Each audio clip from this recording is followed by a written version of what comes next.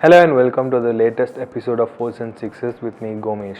In this video, we'll be taking a look at the clash between Mumbai Indians and Punjab Kings, which will be happening later today in Pune. It's been a kind of a year where the two most successful teams in the history of the tournament, Chennai Super Kings and Mumbai Indians, have gone through a rut in the early stages.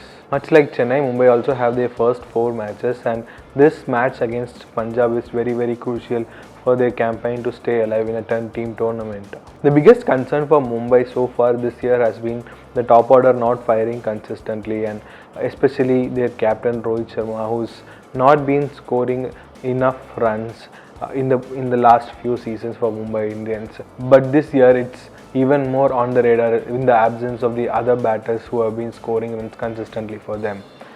Although he started well in their previous match against RCB, he got out at a crucial point in time and Mumbai could not capitalize from there on. Suryakumar Yadav has been the only consistent player for them in this batting order, and Mumbai will want the likes of Ishan Kishan, Rohit Sharma, Kiran Palla to step up for them to turn things around. With the ball too, they have struggled to pick up wickets early in the power play, and Jasprit Bumrah had to bowl in all 3 stages of the game, unlike the previous seasons where Trent bowled and other bowlers used to bowl in the power play, with Bumrah being reserved for the middle and the death overs. The added pressure is not helping the Indian pacer, and the fact that they don't have a premier spinner in the squad also is not helping Mumbai Indians in the middle overs. 4 losses in 4 matches. This particular game against Punjab, whom they have had a good record in the recent few years, is very crucial for Mumbai Indians for them to have any kind of hopes in turning their campaign around. They have been in this position in the past, but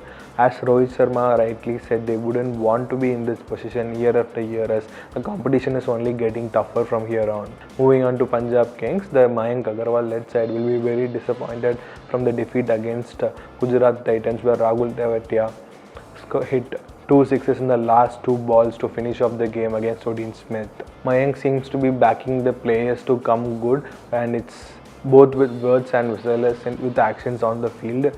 But what stands out about them is the fact that they have picked a philosophy of going after the bowling no matter what and irrespective of the situation, and it's a double-edged knife where it might go wrong on bad days and it might work out really well on good days, as we saw what happened in that particular game against Titans, where both Liam Livingstone and Shah Rukh Khan went after Rashid Khan and got out in the same over with 4 overs of pace bowling to spare in the death.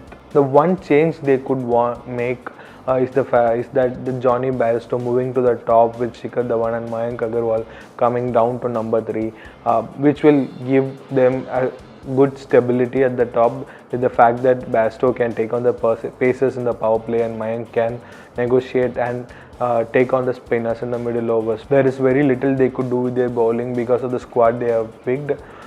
Punjab can only hope and back their batting unit to come good and try and post as big totals as possible, and in the hope that it will be enough against a batting powerhouse like Mumbai Indians. 5th consecutive defeat is something Mumbai has been through in the past, but they have barely made it to playoffs from there on.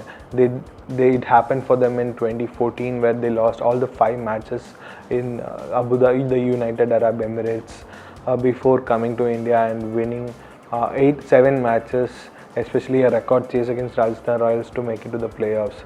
But it doesn't happen every year.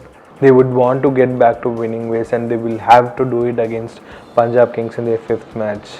That's it for today. We will be back before the next one. This is Gomez signing off. Thank you for watching. For regular updates, log on to newindianexpress.com and follow our social media handles.